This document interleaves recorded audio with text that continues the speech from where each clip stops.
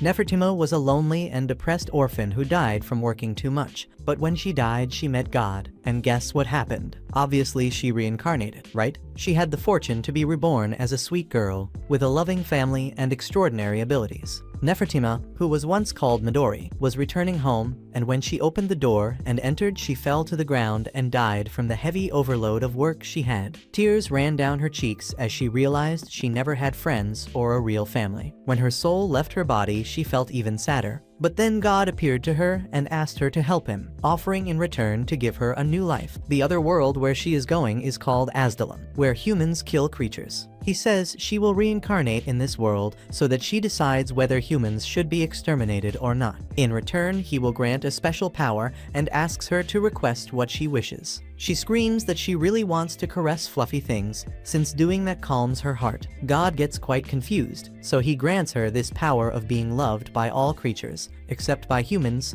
and then sends her to another world. In this other world, there is a peaceful and quiet kingdom, where in the house of a duke, a baby has just been born. Her mother named her Nefertima, while her sister says she will call her Nema, and I will call her Nema too because it is much easier to say than Nefertima, right? Anyway, her father holds her in his arms, and Nema gives her first cry and thinks that she truly was reincarnated in another world. Now Nema has completed 3 years, and her brother Ralph gives her flowers. Her sister Karna makes fireworks with magic for her, and her parents are also kind and beautiful. After that, we see Nema running, and while she runs, she almost falls, but her dog Dee comes to save her in time. She hugs and pampers him, enjoying her time with many animals. She lives her new life happily, all thanks to the power God granted her, which is being loved by animals. On the next day, her mother tells her she will take her to the palace because she needs to work there, and there is nobody at home to take care of her, since her father is working at the palace and her siblings are going to school. So Nema leaves home for the first time, happy to see people and things around. The people seem peaceful,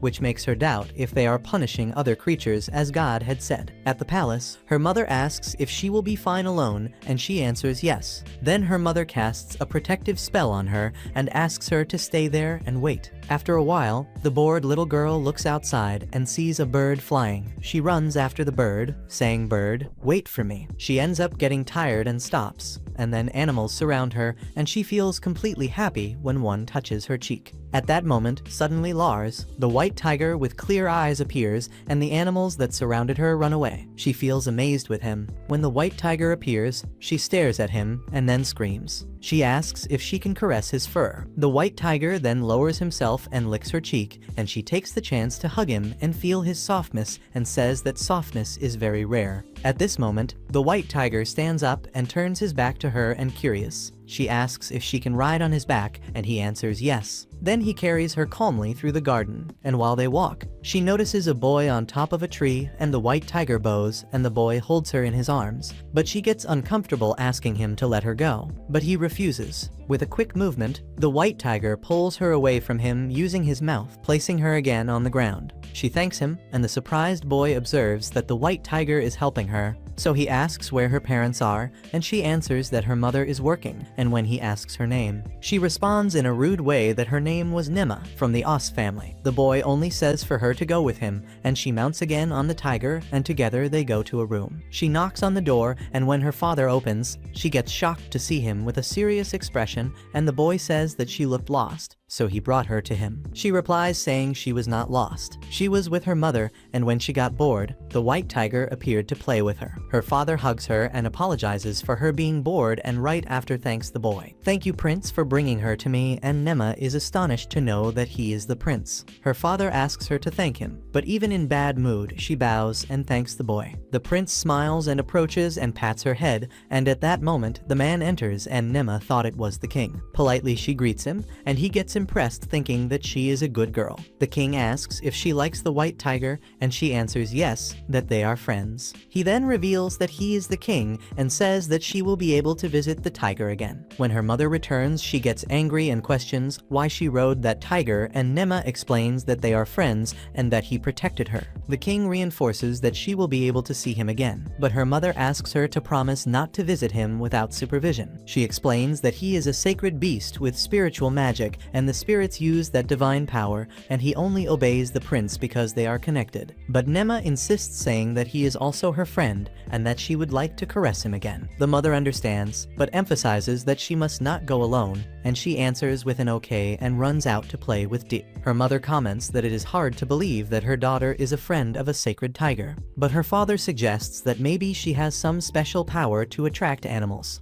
On the next day, Nima goes out with her parents and gets amazed with the building. They arrive at Ralph and Karna's school, where there will be a test presentation. The maid receives them, offering place and food. Nema sits first, enchanted with the scene, and her father explains that it was created with the teacher's magic. The test consists of commanding soldiers to fight against each other. Brother Ralph is the first to be called, facing the opponent, who seems to be very strong. Nema gets worried, but then the fight begins and both get very serious. But in the end, Ralph wins without many difficulties. The family cheers and Nema runs to hug him, thanking. At that moment, she says that she needs to go to the bathroom, and after leaving she comes back and finds her brother talking with his colleague. Ralph says that he needs to accompany her, but the colleague provokes, saying that he should let the servants take care of her. Nema gets irritated and says that her brother will not lose, and he mocks, saying that she is just a child. She replies saying that it is better to be a child than an idiot like him, and the boy tries to attack her. But Ralph stops him. At this instant, the prince appears, and he asks the boy if he really wants to attack her, and the boy denies, and Nema hides. Ralph gets surprised because the prince knows his name,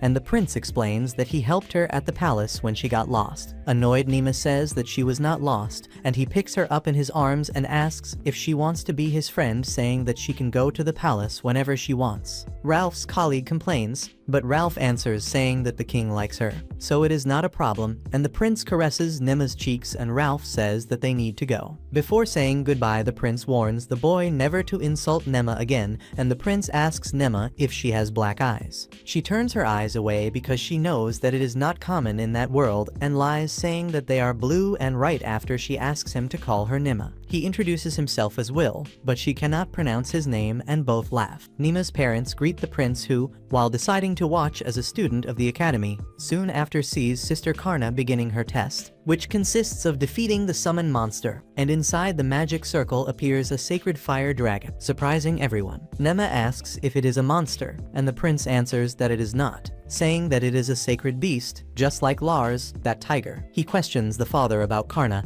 and he says that her fire magic is very strong, but her water magic is weak. The prince comments that she is in danger, but Karna smiles confident. Seeing the risk, the mother prepares to act, but Nema jumps into the prince's arms. She ends up climbing the fence and falls to the other side, and something supports her, and she runs shouting for them to stop. She places herself before the dragon, asking them not to hurt him, and everyone gets shocked to see her there. And the dragon asks why a child is there, and she says that she only wants to caress him. He asks if she is not afraid, and Nema answers no, calling her a strange child and bowing before her. The soldiers get ready to attack, but the prince orders them to stop, and everyone watches while Nema caresses the dragon, saying that it is pleasant to caress him. The prince comments that he cannot believe what he saw, and the dragon then says that she can call him whenever she wants, and gives her a special object. When she holds the object, it transforms into a cloth ribbon, just as she imagined, and the dragon explains that the object connects mentally, and that she can use her magic through it. She thanks and asks his name,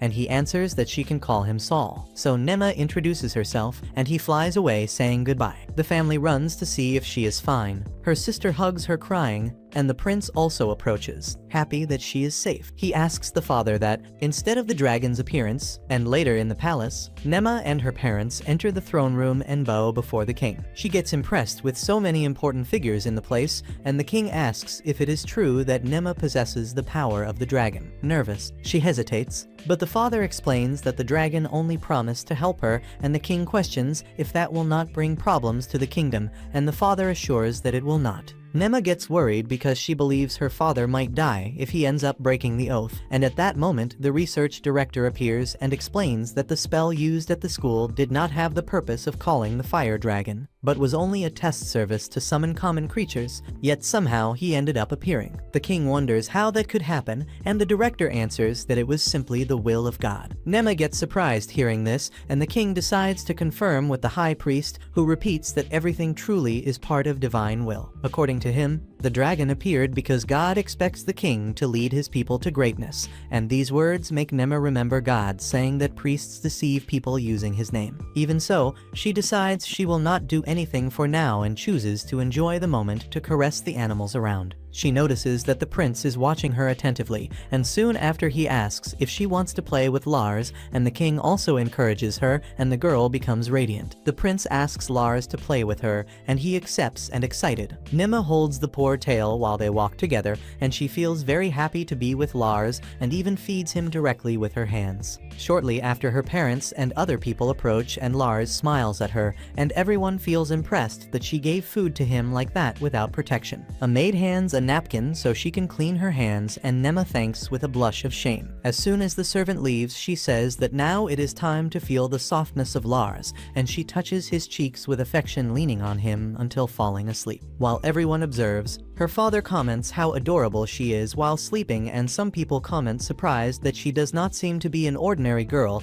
and that she should keep close friendship with the fire dragon to bring blessings. At that moment, the priests of the church begin to make plans to keep her under the church's influence without knowing that her father was listening. The leader of the royal knights, Zelna, comes asking Osfi if the girl is fine, wondering about the reason Lars liked her so much, and soon after the chief priest appears, saying that the church could help take care of the girl, teaching her the words of God. Her father refuses, immediately stating that he does not want that for Nema since he knows their teaching distorts the divine words. He assures that he will take care of her, reinforcing that she is still only a child without knowledge. The priest gets offended and questions if she is truly his daughter, and Osfi gets surprised and asks for explanations. The priest insinuates that she does not look like her siblings, and the mother intervenes, saying that they swore in God's name when she was born, and that they would be punished if they lied. The priest replies saying that maybe only the father made the oath of love for her, and the mother counters saying that the king was present and asks if he is doubting his majesty, and that left him silent. Some support the idea of taking Nema to the church, but the king and the queen do not allow it. Still in the palace, Lars licks Nema's cheeks to wake her up, and the father says that the meeting ended well. He asks Nema if everything is fine,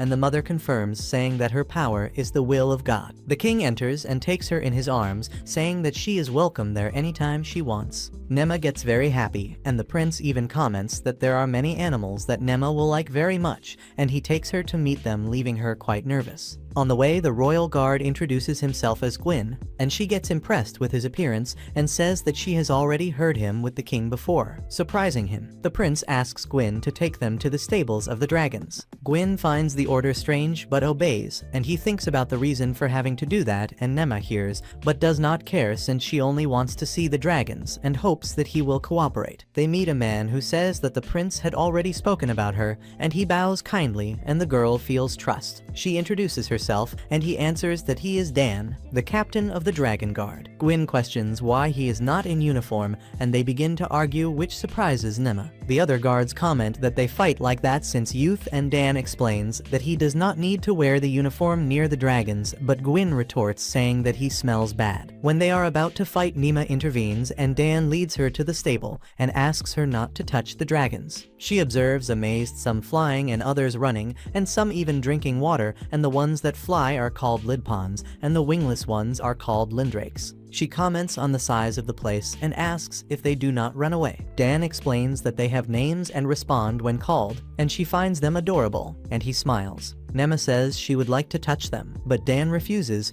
Then her bear shines, and the dragons start running toward her, leaving everyone surprised. One of them stops by her and smiles. The girl approaches and calls him Diesel, startling the guards, and she explains that she can talk to him thanks to a spiritual item and asks Dan if she can play with him. He agrees, and she climbs onto the dragon's back, and he takes her flying. During the flight, Diesel comments that he feels the presence of the fire dragon in her, and she confirms it is because of the item she carries, and he says that for that reason, other dragons will also like her. They arrive at the flowered garden, and she feeds them with flowers. Other dragons come closer to play, and one keeps splashing water on the other. Dan is impressed because Diesel never let anyone ride him, not even himself. Gwyn asks if he saw the fire dragon, and Dan says yes, explaining that Nema's item is magical and can only be made by very powerful dragons, allowing communication. Gwyn concludes that this makes her the master of the fire dragon, and soon after, she returns riding Lars, accompanied by all the dragons, and she says that she had a lot of fun touching them. And the next day Dan takes Nema to the stable to meet the others. There, the captain in charge, Leston, introduces himself politely, and she also says her name. Leston wonders if she really is the special girl Dan spoke of, and she remembers that the leader of the dragons let Nema ride him, something unheard of even for him, and he feels jealous. She is delighted with the place and with the horses, and Leston says they will ride to see everything. A horse named Ugg does not seem very interested, but she realizes that he just does not like strangers. Leston understands that he was only protecting himself, and they find a giant boar whose cubs try to play but could hurt. The horse pushes them away, and soon after Leston shows the Zuaka, which are fast animals on land, and she insists on riding it, and he allows, but safely. At first, she has fun, but soon after gets scared with the absurd speed, and Leston uses magic to cut the wind, but it speeds up again. When she gets off, she feels dizzy and upset, and Dan laughs at her face, and soon after a gray hawk lands on Leston's hand, leaving her amazed. Later they receive news that a rare animal has escaped, and Leston prepares to search, but Nema appears riding it, and with Lars beside her, saying she found it on the way. While returning from the dragon stables together with Lars, Leston realized once and for all that Nema really was a special girl, just as Dan had told him. He said that if she finds another lost animal in the future, she should inform him first. Nema, all excited, agreed and hugged the animal, which made Leston very jealous, also wishing to have that ability of being so loved by animals like her. Later, already at Nema's house, it was a day of celebration. On her birthday, the parents asked her to make a wish, and without thinking much, she said she wanted to visit a city. The father, surprised, answered no, stating that it was not safe. The mother, however, assured it would be safe if someone accompanied, and Nema suggested going with her sister, but the father kept refusing, so the mother asked for the servant to go, and only then the father agreed that they would be protected. Arriving in the city, they went straight to the market to shop,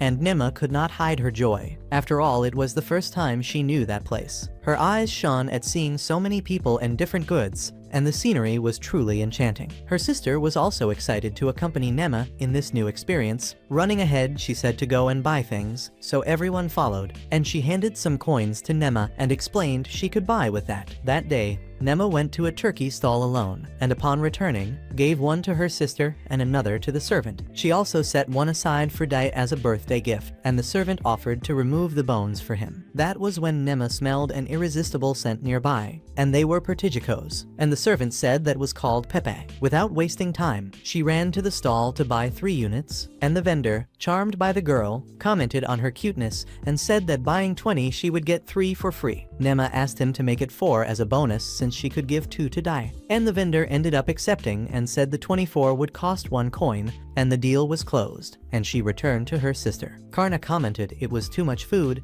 but Nema explained that she had also set aside for father and mother, and proudly Karna hugged her sister saying she was very caring. Nema felt a little embarrassed, and the servant only warned her to be more careful, and she apologized. After that, they decided to stop at a cafe that Karna always visited when she went to the city. Inside, some girls who were drinking something called Karna, who replied with a smile. She commented that she had come with her sister to buy some things, and one of the girls said she had already heard about Nema, commenting that she did not look much like her parents and had black eyes. That made Nema quite uncomfortable, but Karna answered saying that was nonsense, and they had not realized how amazing her sister was. She declared she could not be friends with people who spoke badly about her family, and she left with Nema, who was touched for being defended. Back home, Karna asked if she was tired, but Nema said not yet and was still happy about what had happened at the cafe. When she opened the bedroom door, she was startled. Her father and brother were there to congratulate her, and they had organized a surprise party. Even the royal family was present, and she was impressed because she had no idea what was happening. The king smiled and said the plan had worked since she was really surprised. Moved by what happened, she started to cry, and the king joked saying they had made a little princess emotional. The prince came closer and said she looked ugly crying, and she replied telling him to stop, and he only smiled. The king called everyone to eat. The celebration went on, and the queen gave her a gift, a necklace with magical stones. Nema was delighted, and everyone she knew at the palace brought gifts, whether clothes, shoes, hats, or many other things. Dan gifted her a hairpin made of dragon scales, explaining it came from a part of the neck where they do not like to be touched, but they allowed it because of her, and she promised that next time she saw them she would caress them. Lester brought a bird, considered the strongest and smartest bird that exists. He placed it on her shoulder, and she smiled, saying how soft it was. And he reminded her she had once liked a specific animal, but it was too big for her, so now she could keep that one instead. Other presents also came, such as writing materials, and Nema declared it was the best birthday of her life. Later at night, the bird rested on her shoulder. Then she realized she had not yet given it a name. She decided to call it Nox, and said they would also be great friends. The next morning, Nox flew over the sky when Nema called him, and the bird landed on her hand, impressing Dan and Lester, and Lester suggested training her the next day, but unfortunately, she would have to start her studies and would not have time. The next day, Nema was reading when Marjace entered accompanied by a woman, announcing she would begin classes with a new teacher that day. The woman introduced herself as Annalie,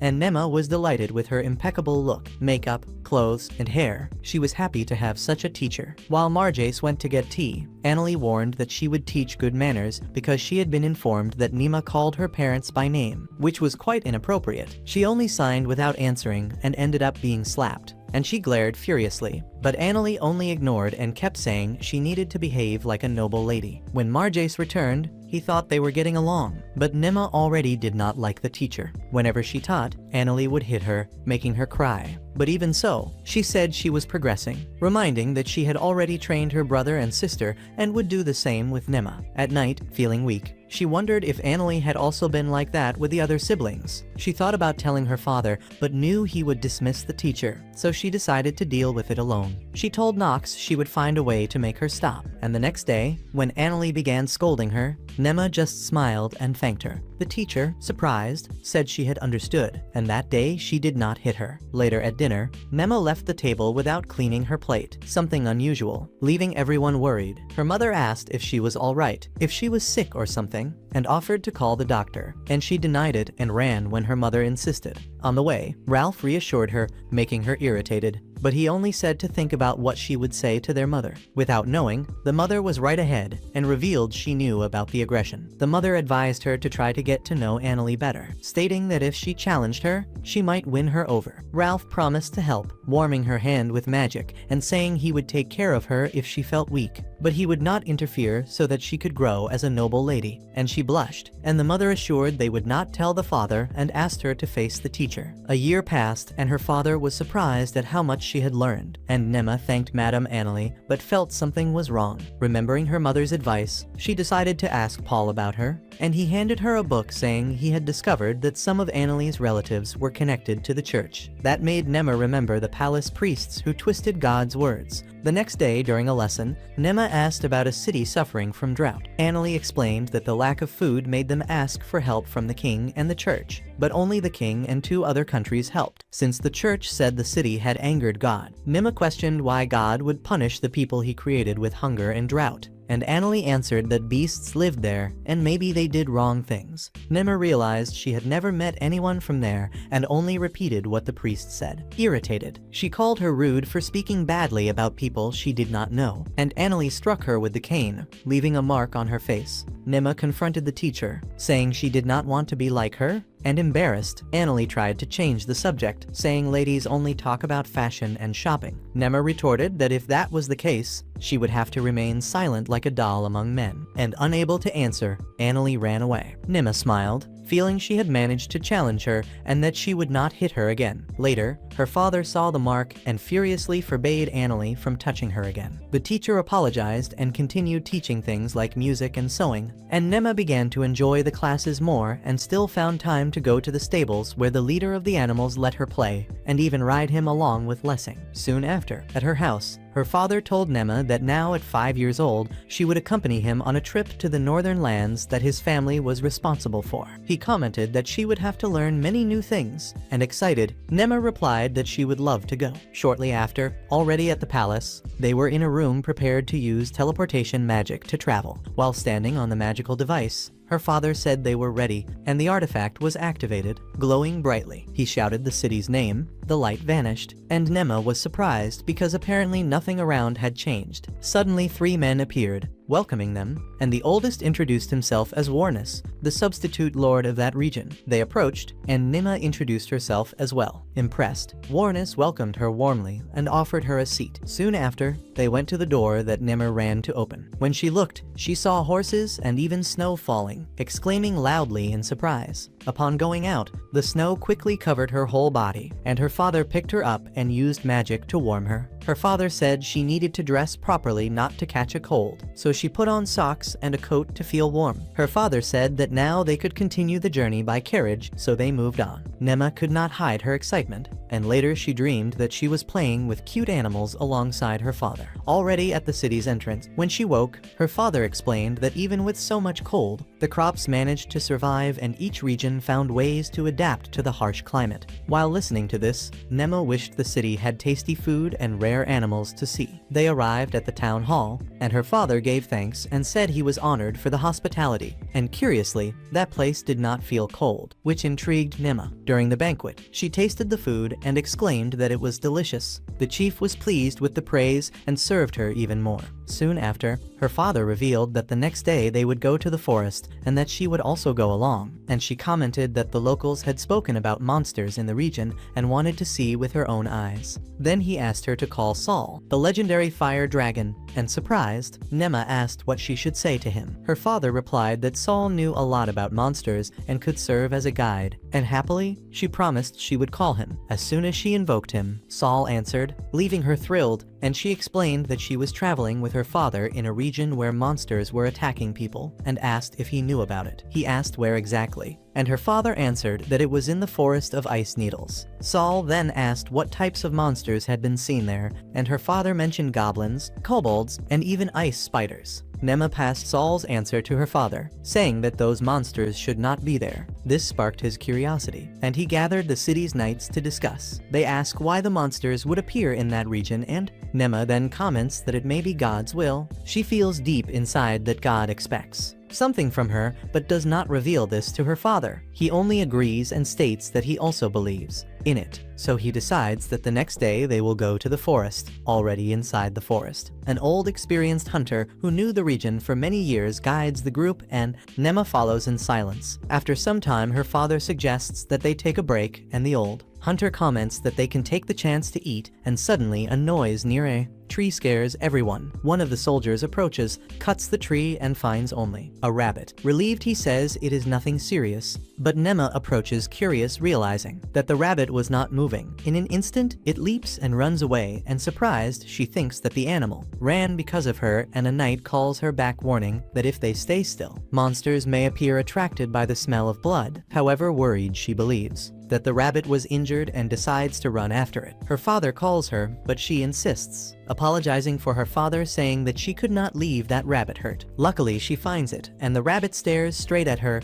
and when Nema comes closer, it jumps into her arms. She fears that it may hurt her, but to her surprise, the animal smiles. Thus, she concludes that it only fled out of fear of the knights, and relieved, she feels happy that the animals still like her. Suddenly, she hears a strange sound, and she looks up and sees a net appearing that makes her vanish. One of the knights searching for her finds only the rabbit. When she awakens, Nema is surrounded by monsters, goblins, and gets terrified. When she sees one of them approaching, thinking she was in trouble, she stops him from taking the rabbit, saying not to eat it. The goblin stops, and she realizes that he understands her, so she asks why they brought her to that place. The goblins do not answer, only stare at her, and she even thinks they are cute, but soon remembers they are monsters. They take her into a cave, and meanwhile, everyone is outside searching for her, and the old hunter concludes that she was taken by monsters, and the father is devastated. Inside the cave, Nema gets surprised to find two children trapped like her, and they ask if she was also captured. Nema confirms, then the boy introduces himself as Pino and his sister as Nino. He explains that some adults were also taken but are in another place,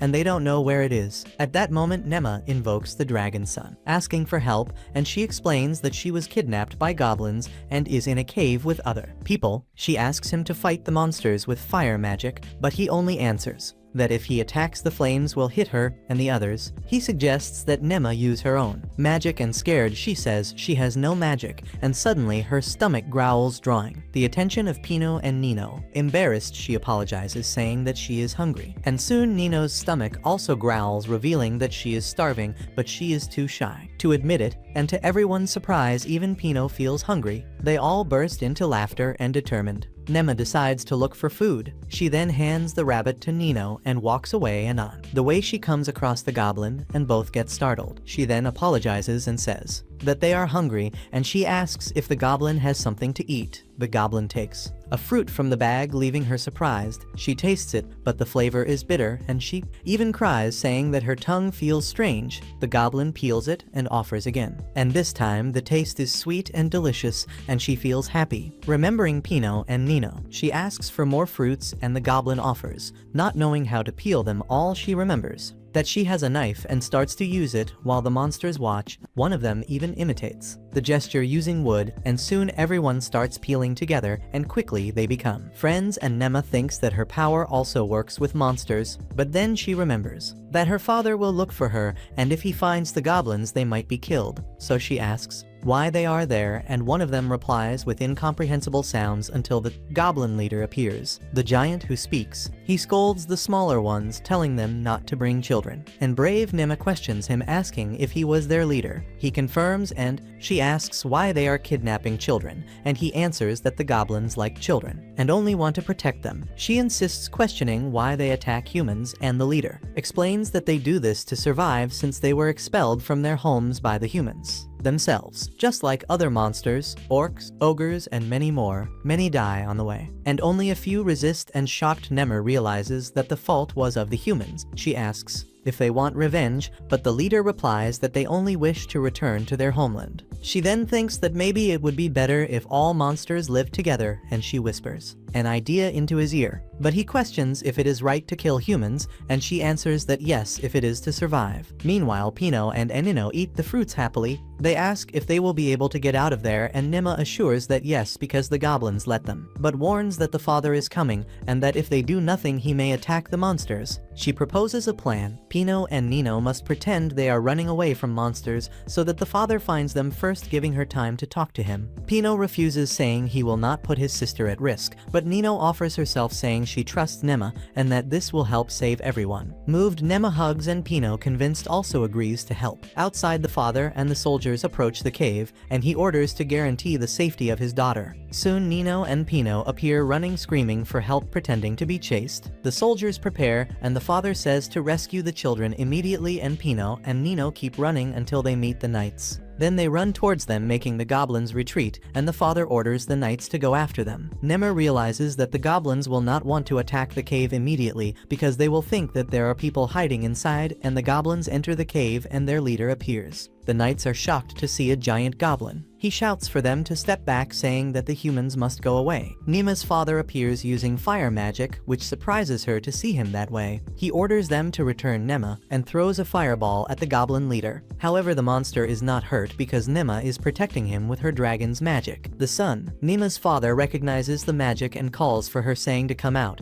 and he guarantees he will not use fire magic again. Nema comes out and apologizes, and the father calls her to hug her, and she runs to him, and he lifts her in his arms, and then signals the knights to attack the goblins. But Nema realizes and quickly asks the sun to protect the goblin leader, so he is safe, and she goes down and stands in front, saying not to kill the goblin. Her father asks the reason, and Nema answers that it is the humans' fault for being there, since they always hunt the goblins. She begs her father to listen to her, and he ends up agreeing, saying that if she insists he will leave them in peace. She is very happy to hear this, and soon after asks Pino and Nino if they are okay, and they answer yes. At that moment, Noxus appears, flying and shouting in the sky, and Nema understands that he is warning about a nearby danger, and then she sees the glowing red eyes. She remembers the words of her father, who had said that dangerous monsters live in the forest, and asks the sky to bring light to see better. The father and the knights gather around her. Then the giant spider appears, and Nino is terrified. The father says it is an ice spider,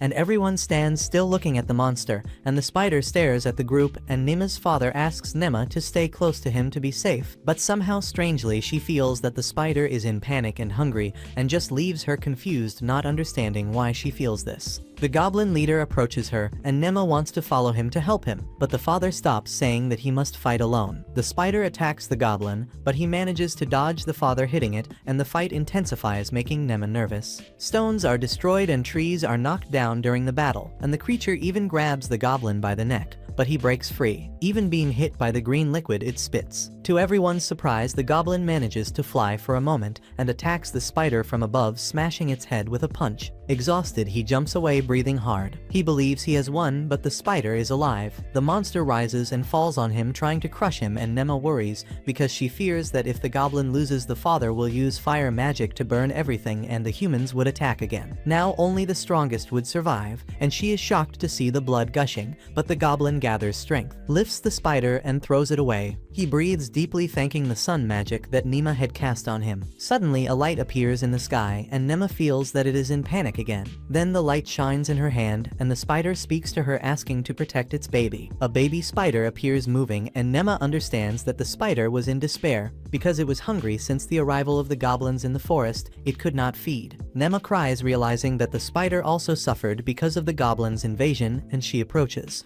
kneels and prays to God to allow the creature to live in peace, even if it is in the world. Her father approaches, and Nema admits that she understands that only the strongest survive in wars, but that this cannot be changed. He embraces her, and she cries, wishing it were possible to save the spider. Everyone is surprised when they realize that she mourns the death of a monster, and now Nema decides that she needs to become stronger to help all living beings live happily in their original places. Her father calms her down and wipes her tears. And suddenly, the goblin's body begins to shine intensely. Everyone gets frightened and covers their faces. And when the light fades, they realize that he has transformed into an adult man with horn. Her father is astonished, saying that he must have evolved. And the goblin also shows himself confused, confirming that he is now a hobgoblin. And Nema decides to ask the sun about this. Speaking with him, the sun explains that hobgoblins are already the strongest form of goblin, so they should not evolve further. Confused, Nema questions why he looks human and has horns, and the sun comments that he only knows of one Oni living in Wasrite who has a human body and horns, and he says he will personally check it the next day. At that moment, her father realizes the goblin is naked and covers Nema's eyes, asking the knights to bring clothes for him. She approaches and helps him button the shirt and then embraces him, thanking him for protecting them, but her father gets irritated and orders her to step away from him. Meanwhile, the baby spider approaches Nema, and she asks if he wishes to accompany her or remain in the forest, and the little one climbs onto her shoulder and agrees to go with her. Nema admires him and gives him the name Gracia, which means thank you, remembering that his mother strengthened her,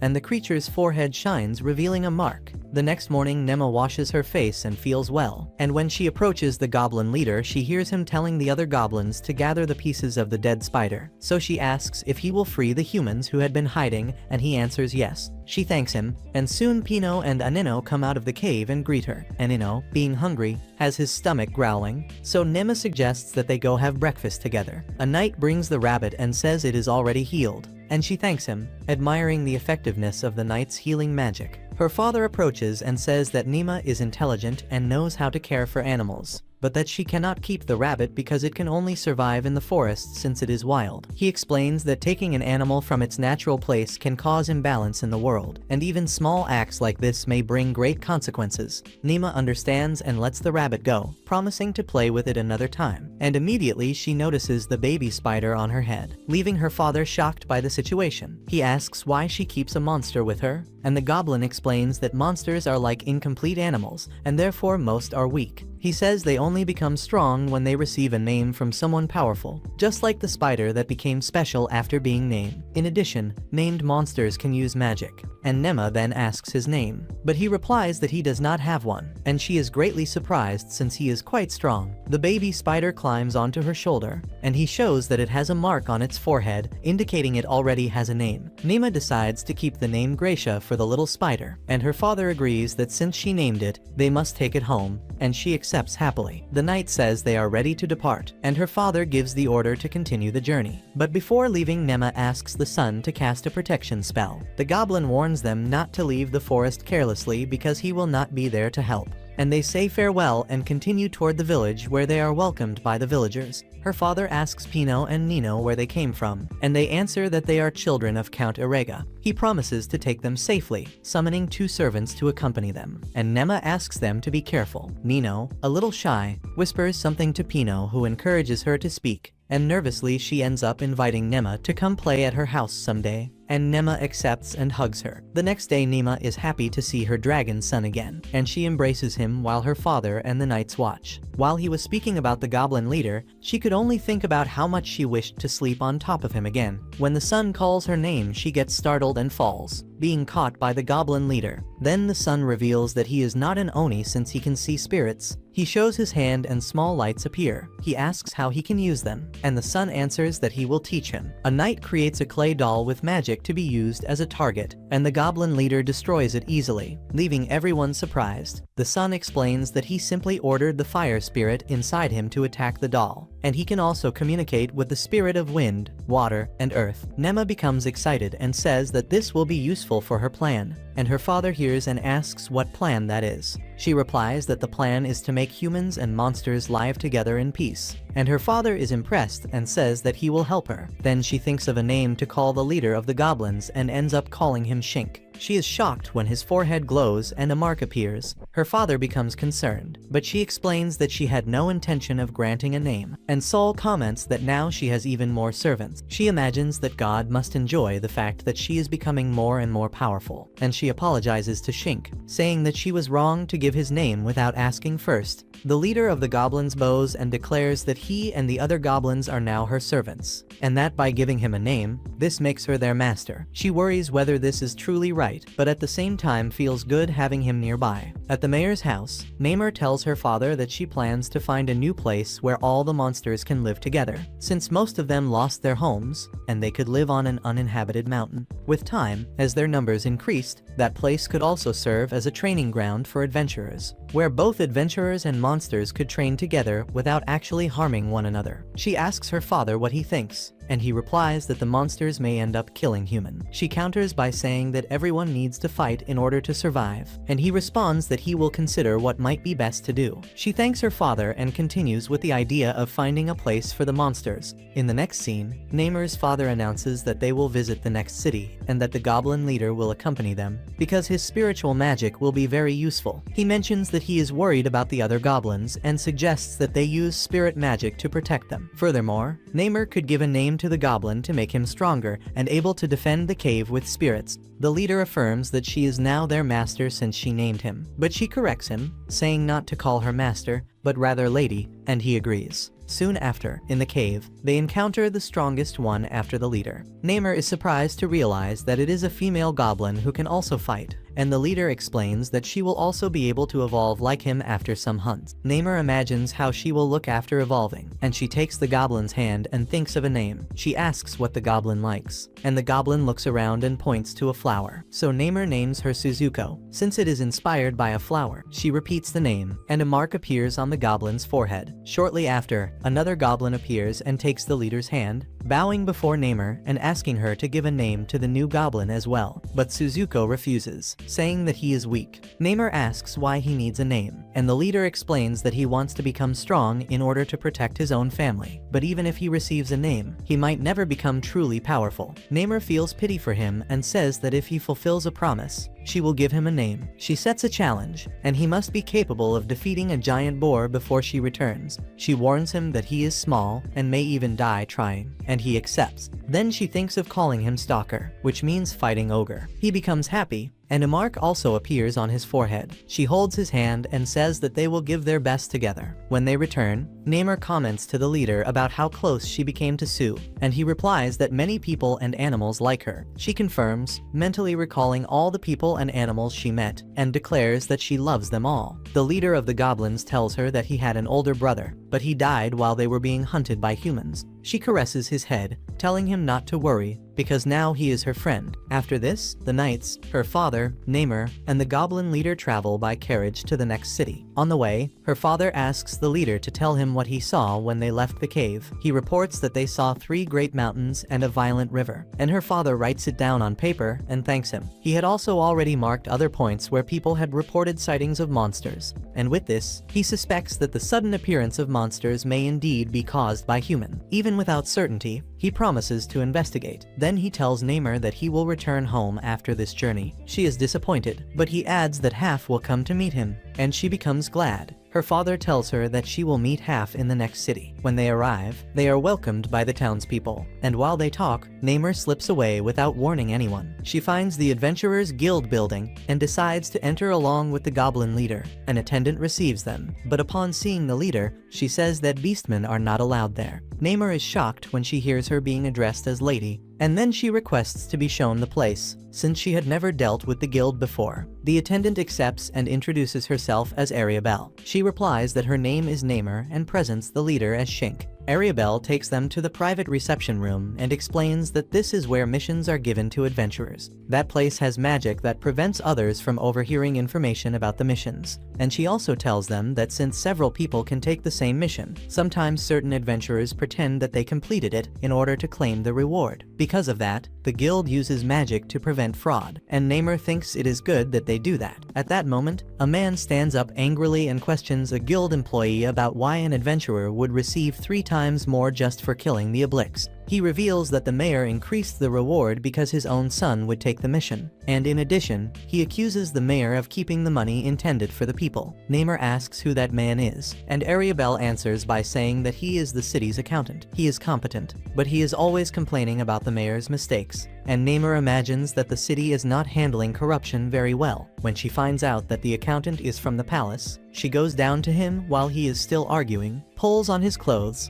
and asks him to tell her more about the mayor. He responds that he does not have time for children, and she becomes disappointed, saying that she only wanted to help. The accountant leans over and asks how she intends to help. She runs back and says that her father is the prime minister of the kingdom, and that he can tell him directly. Everyone is surprised. She receives a cup of coffee, and the guild's president apologizes for having been rude earlier. She takes the opportunity to ask more about that mayor, and he replies that she is only a child and would not understand. She smiles and says that she came with her father precisely to investigate the city. He begins to explain that monsters do attack, but the city actually suffers few attacks. The problem is that the mayor exaggerates in the reports to receive more money from the king. She is impressed and asks if the knights have already been informed, and he answers yes, but that they were occupied. She asks him to swear in her name as proof, and he agrees. Then she asks what the knights were busy with. He says they were occupied dealing with the kobolds that were attacking the townspeople. Upon hearing this, Neem imagines that they must have a leader and thinks that maybe she can talk with him. She asks the accountant to accompany her to her father, and in the meantime she also asks the goblin leader to speak with the goblins of the city and persuade them to unite. He agrees to do this, and Nima calls her bird, Nox. It comes through the window and delivers a letter to her father, asking him to go to the mayor's house.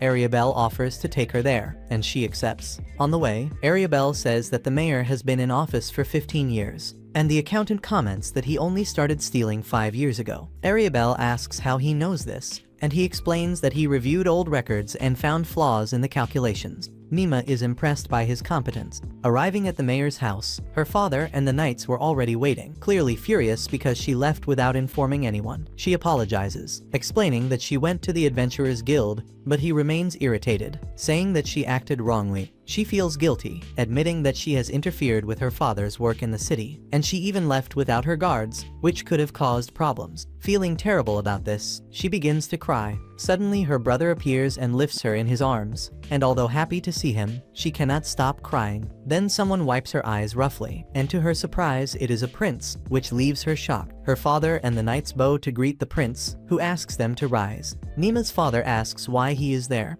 The prince explains that he was there on business, but decided to visit Nima when he learned from her brother that she was around. Her father then asks Nima who those people are who are accompanying her, and she introduces the accountant and Ariabel, saying that they came to speak with him. Her father asks the reason, and the accountant replies that he wanted to denounce the mayor for stealing money from the citizen. Her father is shocked and asks to continue the conversation inside the house. At the mayor's house, the mayor greets them with a smile, and her father accuses him in front of the accountant and Ariabel, asking if it is true. The mayor tries to defend himself, but her father reprimands him and orders him to stop, and he ends up being arrested by the Adventurers Guild. Ariabel gives thanks as the mayor is taken away, and now Nema can play with Lars and spend time with Ralph and Wilhelm. At the mayor's house, her father thanks everyone, especially the accountant, for reporting a theft. He even invites him to work at the palace, but the accountant refuses, so Nema suggests that he and Ariabel work for her instead. Nema suggests that both he and Ariabel should work for her. They become curious, and her father explains that she has a risky plan. He says that in order to reveal more, everyone must swear in their own names, and the prince is the first one to swear, promising not to tell anyone. After that, everyone else does the same. Then her father explains Nema's plan of gathering all the monsters in a single place, and she grows nervous while waiting for their reaction. The prince praises the idea, and her brother is impressed by the fact that even the monsters would listen. Her father places her brother in charge, and he gladly accepts, and the prince also offers to help.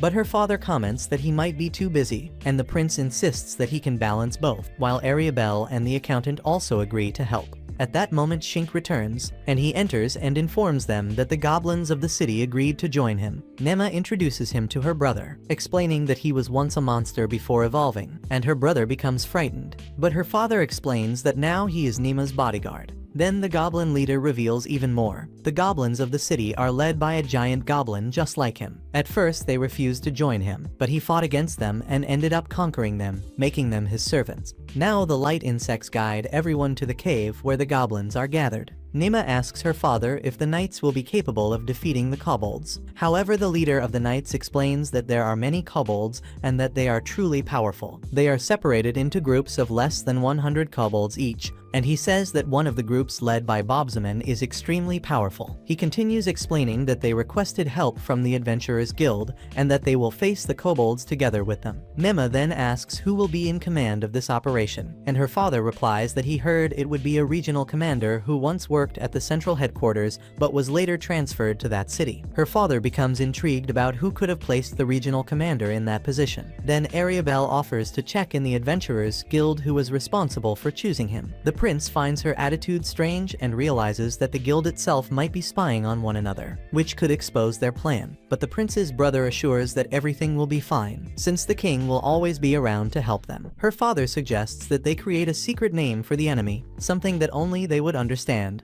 and so they decide to call him Hunohark. Soon after, her father tells the knight that tomorrow he will return home, but his son Ralph will remain, continuing to watch over and guard the city. He asks them to protect Ralph and the others, and the knights promise they will fulfill that. Nema feels touched and thanks everyone. She asks her father if she can also go fight against the kobolds, and her father answers that he knows he cannot stop her. Even so, he asks her to go to sleep and rest. Nema runs to Lars and asks to sleep together, but her brother interferes, saying that she should sleep with him. She refuses and even declares that she will sleep with the goblin leader, and they invent the excuse that they have something to ask the goblin leader. In the room, Nema takes out the baby spider and places it on top of Lars, and that night she spends only wishing for the moment to arrive quickly when they will fight against the kobolds. On the next day, the prince, Nema, and her brother head toward the city where the kobolds are attacking, and the prince suggests giving a name to Nema's plan. Ralph proposes calling it Operation Friendship with the Monsters, but the prince thinks the name is too long. Then he suggests calling it Project Shiana. He explains that Shiana means strength and courage, and he believes that God is helping Nema. But Nema denies it, saying that it is not true. The prince counters, mentioning that Lars, Saul, the goblin leader, and even the baby spider all like her. This could only have been God's doing. She replies that God loves all people, not only her, and the prince agrees, saying that perhaps they are favored because they were born into the royal family. Yet deep inside, Nema thinks that God likes him more, since it was to him that God entrusted Lars. Meanwhile, at home, Nema's sister becomes irritated because their father did not return with her. Their father explains that Ralph and the others are accompanying Nema, but the mother immediately realizes that her daughter did not return because she is planning something. The father is quite surprised that she knows, and he tells her about Nema's plan. Angrily, the sister says that anyone who uses monsters to attack people deserves to be punished, and her mother comments that when she is angry, she resembles her father very much. but at the same time, she shows herself impressed with Nema's plan and suggests gathering adventurers to train in the monsters region. After that, her mother tells her father that she would like to see Nema, and he answers that their daughter already has many people on her side. Even so, the mother suggests hiring bodyguards from the Adventurers Guild, and at that moment she notices a letter saying that Uncle Philp is coming to visit them. The father explains that Philp is an adventurer who taught him how to fight when he himself was still an adventurer, and says he could teach Karna how to face monsters. Karna, however, does not argue, because she understands that her father wants her to learn how to protect herself in case the enemy attacks her. She accepted the challenge and was determined to become stronger to protect Nema. Meanwhile, Nema and the others arrive in the city. Ralph asks her to be careful because the place can be quite dangerous. The leader of the knights informs the gate guards about their entrance, and the guards authorize it. The goblin leader drives the carriage inside. Soon after, the leader of the knights tells them that the captain of the guard wishes to meet the prince, and he and Ralph go there. The captain of the guard introduces himself as Dylan, explaining that the area is being attacked by dangerous monsters, so they cannot stay there for long. Ralph responds that he was sent by his father, the Prime Minister, to inspect the city, and then Dylan says he will take them to the Regent Lord. The prince and Ralph feel relieved and happy that he believed them so easily, and later, already in the Regent Lord's mansion, he meets with them. Nema is surprised by the presence of an old man beside the Lord, and the Regent Lord explains that the knights have been unable to defeat the kobolds in the city, so they requested help from the Adventurers Guild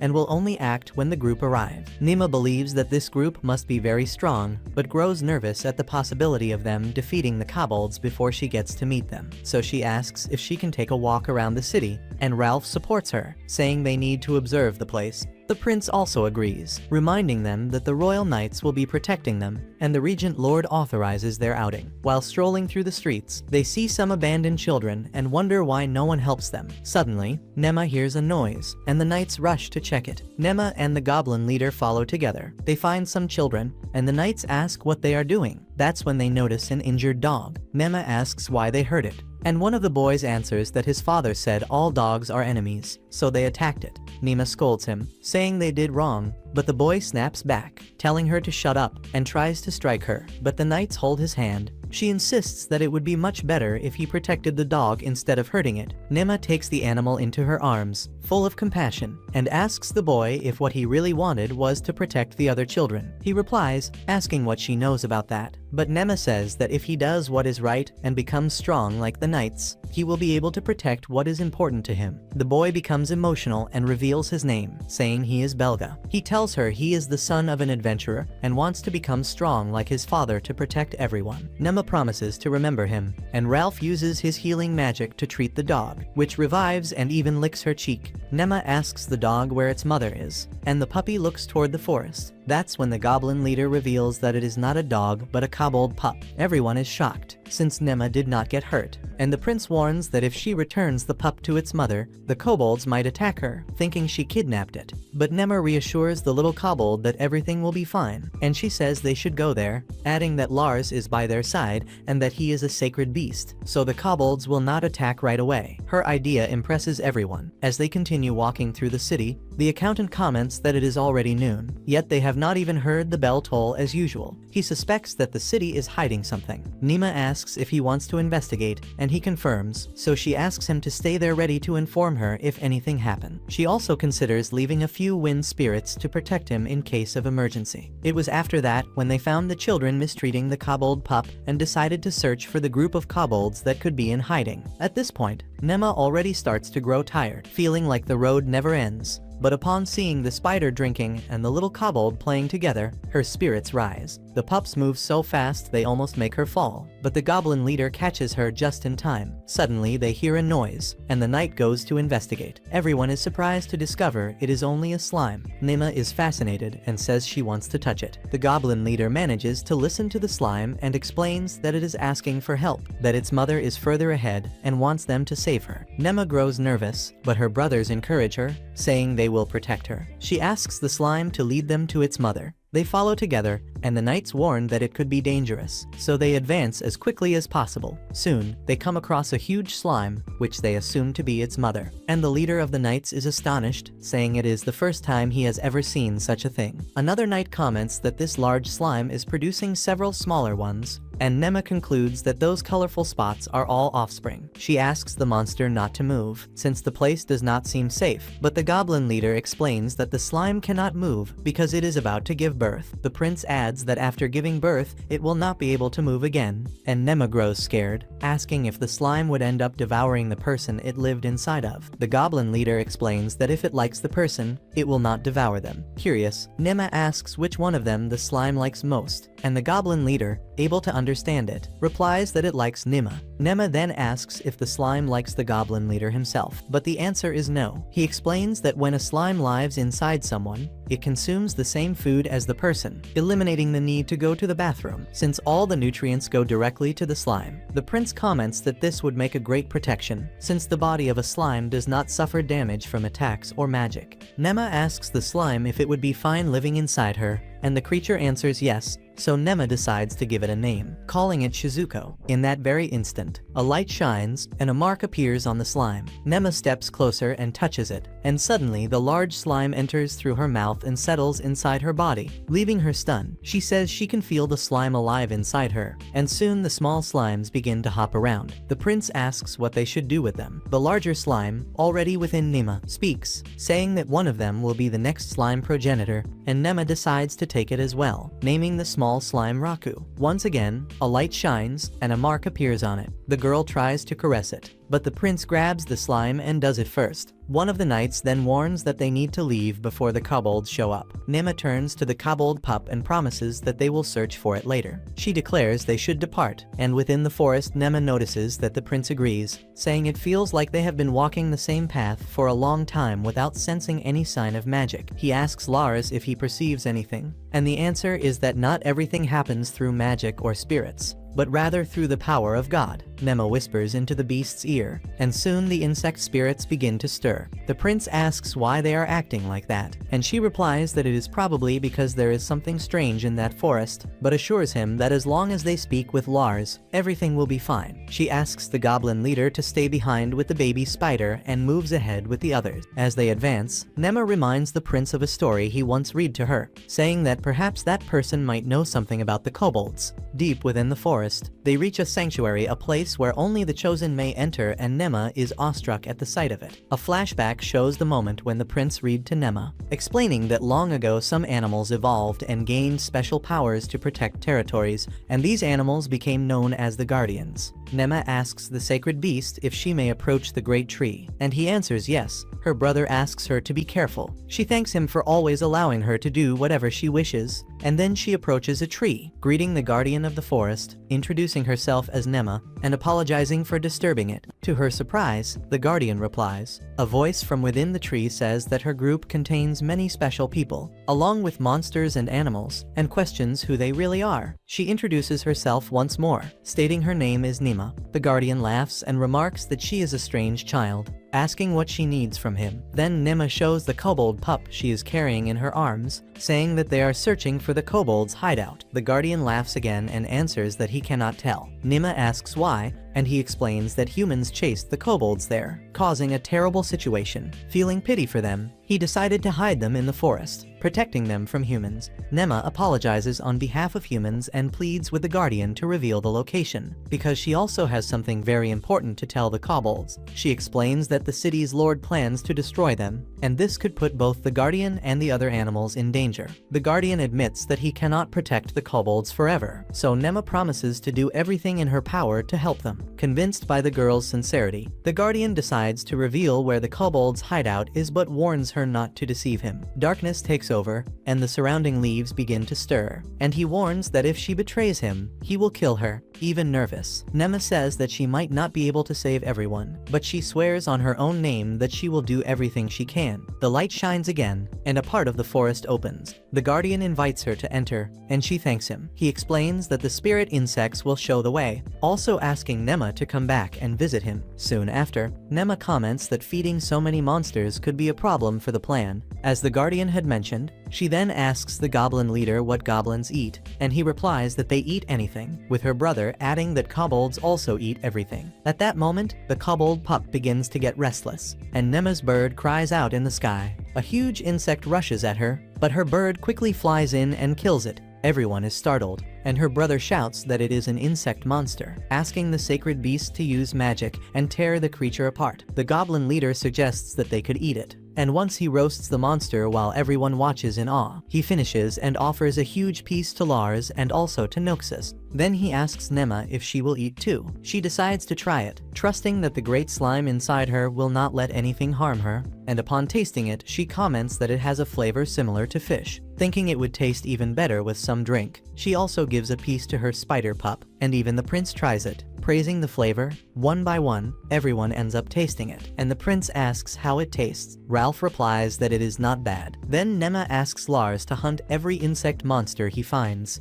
and the knights also receive the same order. The leader of the knights asks the reason, and she explains that she wants to bring meat to the kobolds. Thus, the sacred beast, the knights, and Noxus begin hunting the insect monsters. Some time later, they continue their journey through the forest, and the monster pup smiles. When Nema notices that everyone has stopped, looking ahead, they see monsters with red eyes staring at them. Despite the fear, she speaks to them, saying that the guardian of the forest allowed them to enter and that they came to meet the kobold leader. But the goblin leader warns that the kobolds say they do not trust them. So Nema replies that she brought meat, and through the goblin, the kobolds say they will consult their leader. Shortly after, they are guided, and Lars leaps with Nema, and she is amazed to see the kobolds' home, remarking that the place looks like paradise. In that instant, she decides that she must include the kobolds in her plan, and as soon as they land, the kobold leader appears. Nema finds her beautiful and smiling, and greets her, explaining that they came to return the pup lost in the city. The leader questions the kobold for leaving home,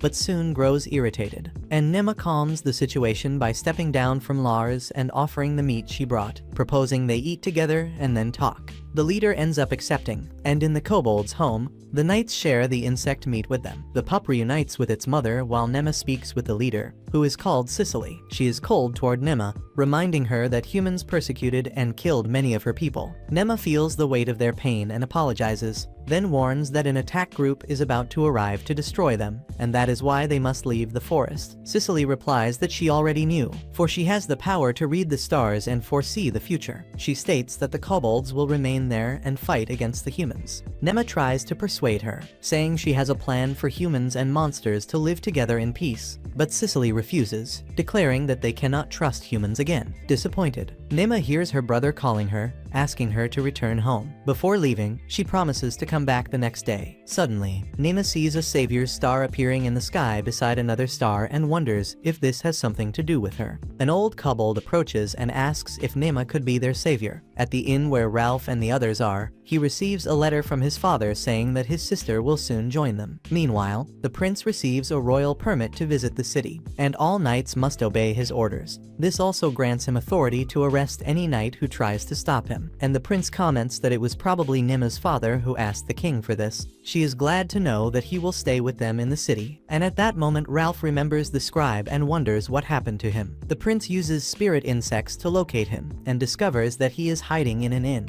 then says the scribe is safe. Nema then proposes that they return to visit the kobolds. Upon their arrival, she announces that she has brought more food, and the kobold pups gather around. Upon their arrival, she announces again that she has brought more food, and the kobold pups gather around. Cicely is surprised to see her once more, and shocked to notice that Nema carries with her a baby spider inside a slime. Nema points to the goblin leader, reminding her that she also helped him, and Cicely feels sadness, asking if they all follow her because of the plan she had mentioned earlier. Nema grows curious, asking if she would now be willing to join, and Cicely reveals that she lost nearly her entire family to humans, with only herself and her younger sister remaining, and in tears she confesses she does not want to trust humans again. Nema hands over her slime for her to pet, and it calms her down. Touched, Cicely asks if there is any chance to save all the kobolds, and Nema replies that it will be difficult, but she promises to try. With that, Cicely asks her to explain the plan in more detail, and the two sit down while Nema shares her idea about uniting all the monsters who lost their homes into one single place, creating a community where everyone could live in peace. In the end, Cicely agrees to join, saying she will trust her. Soon after, other kobold leaders arrive. A white kobold approaches and thanks her for saving the pup, introducing himself as Hanley of the Healer family. Nema is surprised to realize that he also has a name, and she comments that she named the goblin leader, thus becoming his master. Hanley finds it strange, asking how a child could become the master of goblin. Nema ends up ignoring the question, and instead asks him to tell her more about kobold. Hanley explains that there are two types, the hunters who fight, and the lifestyle ones who produce useful things. Nema also asks why some of them walk on 4 legs and others on 2. He explains that adults walk upright on 2 legs, while the pups move on 4 since they are still weak. As he speaks, Nema hugs him and comments on how soft he is, but he asks her to let go. She refuses, saying he is too fluffy. Her brother comes closer, and she asks him to recreate something as soft as this white kobold using magic. The brother touches him and is also impressed by the texture. The prince tries as well and enjoys it, even suggesting cutting his fur, but Hanley refuses. Finally, Cecilia appears again and announces that she has gathered the other kobold leaders, and then Nema begins presenting her plan before all of them. She says they have not yet secured a permanent place for all the monsters to live, but that for now, they can stay together with the goblins in the cave. The leaders like the idea, especially since it means they will have the same rights as humans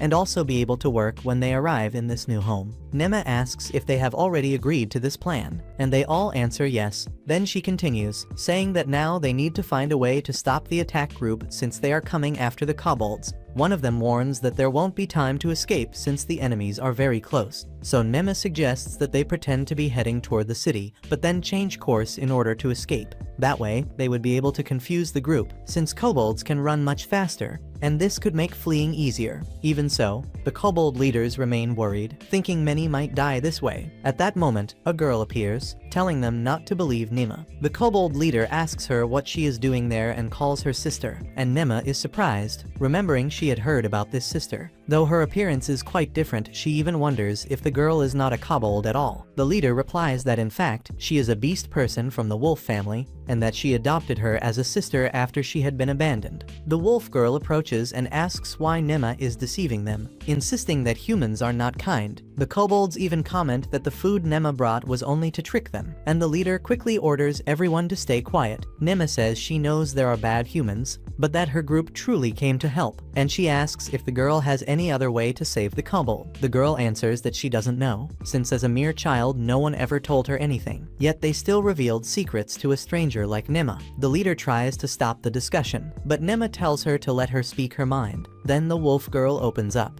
saying that she too wants to fight and that she wishes to do something for the kobolds. She begins to cry, and Nema strokes her head, asking if she would like to join her. The girl is surprised by the question but does not answer immediately. Nema then assures her that she would be safe at her side, and the wolf girl thinks for a moment, and while reflecting, she also strokes her head. After some time, the girl asks if by helping, she would be able to help her sister, and Nema answers yes. Then her own sister tells her that this girl is their savior and asks her to stay by her side and protect her. The wolf girl happily accepts, but Nema is confused at being called a savior, and the leader then reveals that the stars foretold she would be their savior. Nema questions about her brother and the prince, and the answer is that if she were not there, they would have already given up, and both her brother and the prince confirm it is true. Soon they continue talking about how the kobolds will escape the attack group, and afterwards, Nema asks Ralph to use magic to check the enemy group's movements to prevent many kobolds from dying, and he agrees to do so. Everyone begins preparing to leave. The kobold leader instructs the families to produce materials that can be carried for flying, taking advantage of each clan's talents. Meanwhile, Nema goes looking for her brother,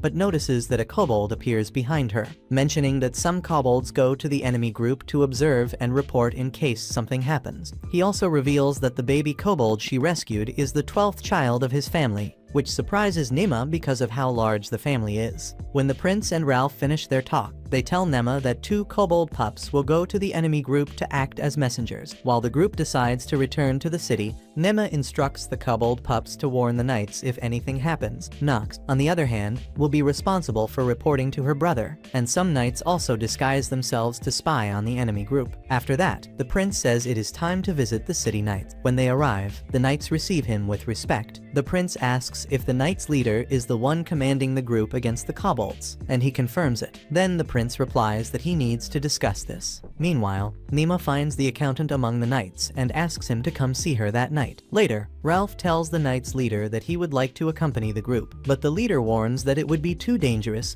and that they might not be able to protect him. Nema argues that he would only help by healing the wounded, and surprised, the leader agrees but asks for 2 guards to accompany him. 2 knights volunteer to go with them, and at that moment another knight enters and whispers something in the leader's ear. He quickly stands, apologizes, and says an emergency has arisen. The goblin leader manages to see what is happening through spiritual magic, and everyone decides to check it out. Nema is shocked to see severely wounded knights, and 3 healers attempt to use magic to cure them, but Ralph realizes it will not be enough and decides to help. Nema is unsettled by the state of the wounds, and the prince explains that they were attacked by a dangerous beast that also used wind magic. Ralph steps forward and says he wants to help, and Nema prays for her brother's magic to work as he casts his spells. Soon the wounds begin to close, and the knights are healed. Ralph rejoices, and the prince then asks if they know who caused the injuries. One of the knights replies that it was a master of beasts, and the prince declares that they must stop such criminals who pretend to be adventurers. That night, already at the inn, Nema heads to her room, exhausted. Before, she thinks of saying goodnight to Ralph, but instead encounters the accountant. He greets her, and she asks if he is all right. He says yes. She asks why he was with the knights earlier. The accountant explains that he was trying to uncover secrets between them and the adventurers, and for that he lied, saying he had once been an adventurer and that he needed a job. This way, he managed to get a position as a scribe among the knights and is now investigating irregularities. He reveals that he discovered the commander accepts bribes from adventurers and even writes false reports to receive more money from the guild, but he does not yet have enough proof. The prince says they need evidence, and the accountant assures them he will get it. The prince comments that it will be difficult since corruption among the knights is growing more and more. Then he remembers something. He says that the knights request excessive supplies and that maybe they can gather proof through that. He hands his sword to the accountant so he may arrest whoever is guilty. Nema approaches and asks him only to collect the evidence, leaving the rest to the prince and the others so that he will not be at risk. She even prays that the spirits protect him. Ralph takes her to her room, and the accountant bows, yet he asks them not to do anything that would sadden Nema. The accountant promises Nema with a smile, saying that he is her friend, and she is happy since he had never shown a smile before. Afterwards, the prince comments to Ralph that the kobold attack squad will come the next day, and Ralph warns that Nema may not accept the death of all the kobold, but the prince says there is no way to avoid it, since she was the one who made the plan, so some kobolds may end up dying in the process. And the next day, at the kobold's house, the wolf girl warns the kobold babies that they will have a meeting with Nema's group. The prince demands that everyone participate, even the children, and he explains that they want to help take them to a safe place. Since that was Nema's wish, the prince reveals that the attack group is formed by 53 knights and 2 healers, while they have 34 warriors and 8 healers. Nema becomes nervous, thinking that the prince is taking the plan too seriously and fearing it will not work. The prince ends up calling Nema and asks if she has something to say. She is apprehensive at first, but gathers courage and speaks. She says that the situation will be very dangerous and that everyone needs to prepare, and the wolf girl and the younger kobolds become nervous. Even Nema herself shows fear, but the prince encourages her, saying that if she looks frightened, the others will panic as well. Nema asks the prince if he always manages to remain calm in such moments, and he replies that he does, because one day he will have to become king, so he needs composure, but that he always prepares in advance and thinks carefully before speaking. Nema agrees that he is right, but still does not know how to prepare. Soon after, through the spirits, the prince receives news from Ralph that the Beast Master and the person he had been fighting were released to join the attack group. Nema wants to know why,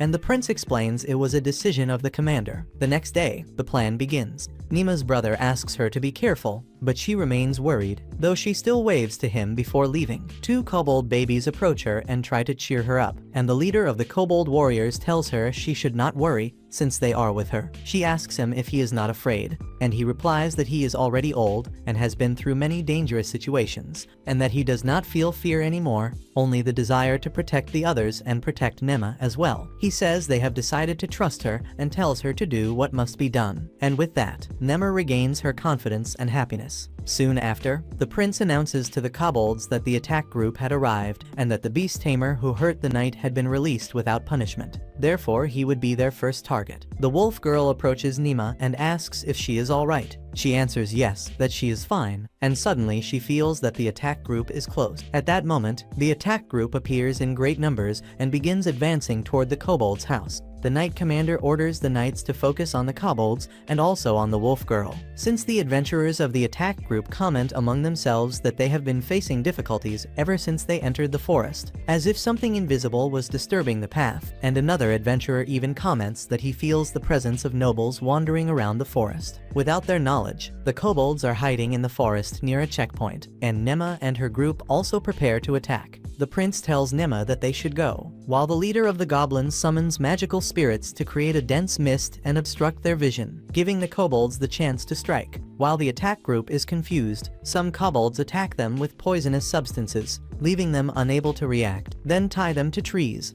and luckily the Beast-Tamer is captured. Nema asks him where his beast is, and unexpectedly the beast appears from behind and attacks a kobold, but the spider baby bites both the beast and the Beast-Tamer. The kobold checks if he is dead, but realizes he is only paralyzed, and Nema praises the spider baby for helping. The prince then orders the kobolds to begin the next plan, and they release logs mixed with blades to strike. The Knight Commander orders the knights to keep advancing, but some end up falling into a pit filled with slime at the bottom, and the slime begins devouring their weapons. The adventurers of the attack group try to save them from the pit by casting a spell called Central Pillar, which causes the trapped knights to be launched upward. Seeing this, Nema calls upon Saul for help to counter the spell, and he appears, but says he cannot act since some of her group could end up getting hurt. The adventurers continue attacking the kobolds and kill some of them, while Nema and the prince watch. The prince comments that these are the adventurers of the attack group. The beast man who is among the adventurers says that he feels the presence of a human among the kobolds, helping them. The leader of the adventurers hears Nema and wonders if there is a child helping them, and they begin to question what they should do, since many fighters were already injured. Although they had killed some kobolds, the leader still kept giving orders to continue fighting. Nema is surprised by the strength of the adventurers, and the kobolds withstand the fire. This shocks the adventurers, who think, without fire magic, the leader of the adventurers orders a temporary retreat, saying that their enemies are stronger than they imagined. But the Knight Commander counters, saying no, since they had already killed half of them. The leader replies that the kobolds might end up killing them as well. He then questions why the kobolds have not killed any of them, and one adventurer comments that this mission feels like a setup.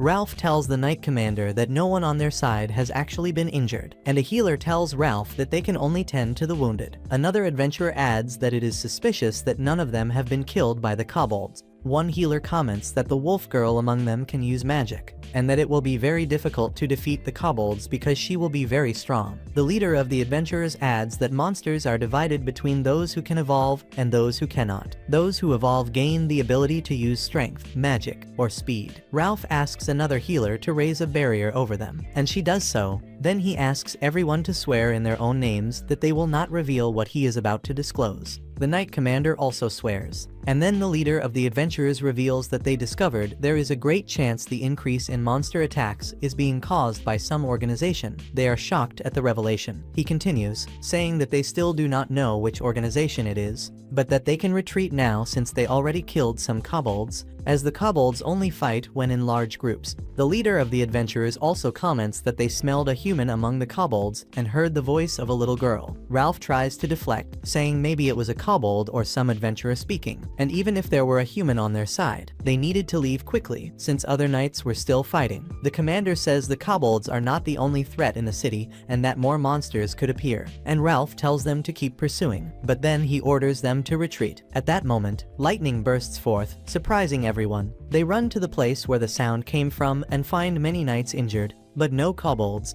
They wonder if the lightning had carried the kobolds away. Nema becomes sad upon seeing the kobolds gathering the bodies of those who had been killed by the knights, and the wolf girl cries. The battle had been serious, and many kobolds lost their lives protecting the others, and Nema regrets it, saying it was her fault for having started this. The prince asks the goblin leader to prepare another lightning spell, and orders the kobolds to cover their eyes and ears while the lightning spell drives their enemies away. The goblin leader activates the lightning, causing the knights to fall unconscious, and thus the prince, Nema, and her group of kobolds run safely past. They keep running, but Nema is still sad when they reach the safe place. The kobold leader and the others who had escaped are already there, and she asks where the captured adventurers were left. The prince replies that they left them behind, and they will understand the situation when they wake, and that the Beast-Tamer will be imprisoned. He also adds that 14 kobolds died and 11 were gravely injured, and the healers will not be able to cure them. The kobolds cry, saying their leader had sacrificed himself for them, and hearing this, Nema also cries, remembering the words of the kobold warrior leader. It is a sad moment for everyone, but then Nema tells them to stop crying, since the kobolds would not want that.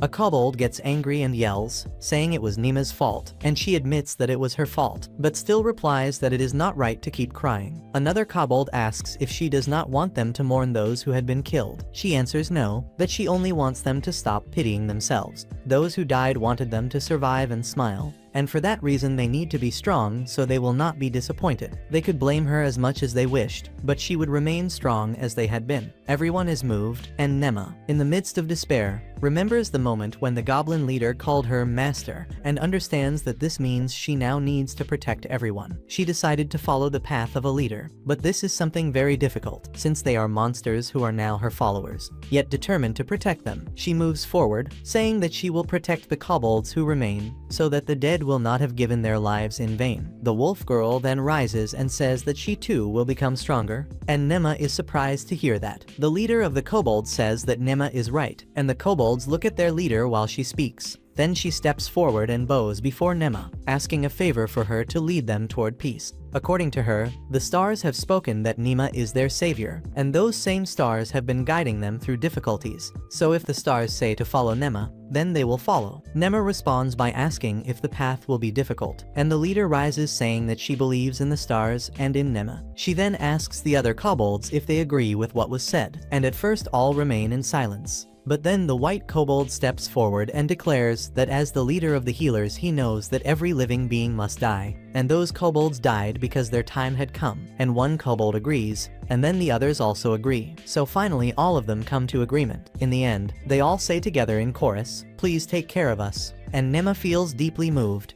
and soon afterward they clap their hands for Nema. After discussing where to go, they decide to send the kobolds toward the mountain, while the dead remain under care for now. The prince tells Nema that now they will return to the city, and at that moment the leader of the kobolds brings his sister and says to Nema that she would like to stay with her. Nema imagines that she would be excellent as her servant, so she replies that she may live with her in the capital, and will learn to handle everything, and the sister accepts. Soon after, she asks Nema to give her a name, which shocks her. Nema explains that according to the white kobolds, it should be the leader who gives names to everyone, but Nema points out that her sister is of the beast race, not a monster, so she should not be bound by that. Still, the wolf girl pleads, and Nema thinks for a while and decides to call her Ispika, which makes the wolf girl very happy. Suddenly, two kobolds jump onto her and begin barking, and she asks what they want, and the leader explains that they also want names. Nema answers that she will be glad to name them, as she is curious to see how they will grow, so she calls them Sager and Rikusei,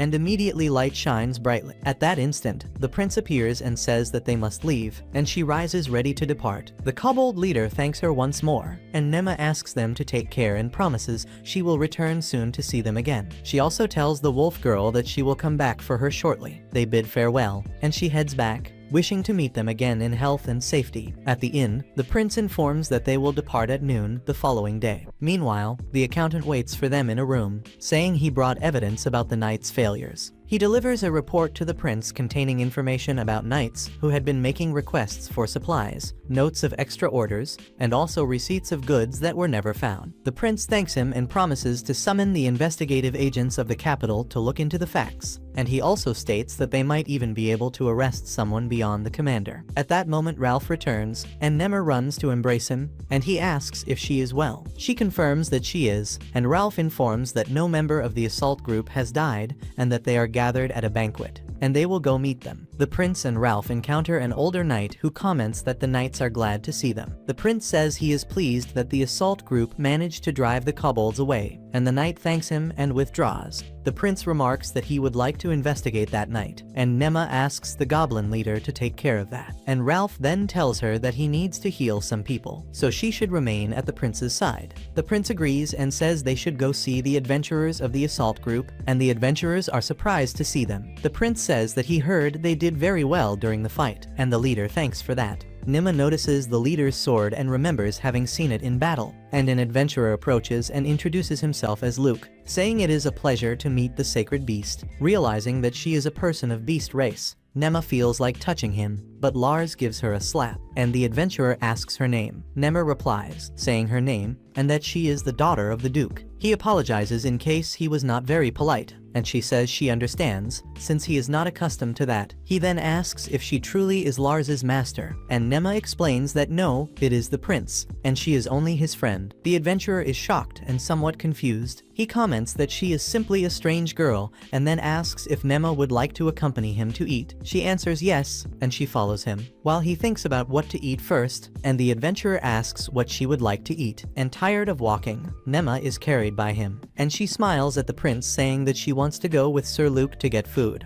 The prince reminds her that she had promised Ralph that she would stay there, but she insists, inviting the prince to go with them. The prince then asks another adventurer to join them, and a female adventurer comments that it is strange that Nema is not afraid of him like the other children are. Along the way, Nema asks Luke if she may touch his ears, and he replies yes. After that, she sees some children washing dishes, and among them is the boy who had struck the kobold baby back in the city. She is surprised to see him speaking rudely, telling her not to disturb his work. Nema responds that she will not, and the boy continues saying that he is doing this to survive, but he will become stronger and she will see, and he asks her not to forget the promise. She answers that it is fine, and that it means they are friends. Then a man calls the boy to fetch more dishes, and Nema feels pity for him. The adventurer brings her back to the prince, her brother, and at that instant someone runs to her. It is her sister, who embraces her tightly. Later, Nema has dinner together with her pets, and her sister seems nervous because they are monsters. She comments that Nema truly must be loved by God, and Nema answers that perhaps she really is. She says that she must study more about the countries and the people, because she has much to do and does not want to cause trouble for her family. The sister, impressed with her wisdom, embraces her once again. The adventurer says that if she ever has a problem she can call for him, and he affirms that he is a great warrior. Nema thanks him and says that she will remember that. She feels that he is truly a good person, and she even imagines that the leader of the kobold warriors and the adventurer could get along very well. At the inn, while she sleeps, a voice calls for her to wake up, and she opens her eyes and sees her dragon at the window. He tells her to go with him because he wants to show her the world. She goes out to meet him, and the sun carries her flying across the sky, and she is enchanted by the view. The world is full of beautiful things, says the sun, but humans are foolish for not seeing it. Nema agrees, affirming that creatures are only trying to survive in different forms, and she adds that she loves that world, all people, and all the beings that live in it. Swearing in her own name, Nema promises that she will make her plans succeed no matter what, and will transform the world into a place where everyone can live in peace. And here our video ends. I hope you enjoyed it. Please leave a like and comment below anything to help us with the channel's engagement. And that is it. May God bless you. See you in the next video. Goodbye.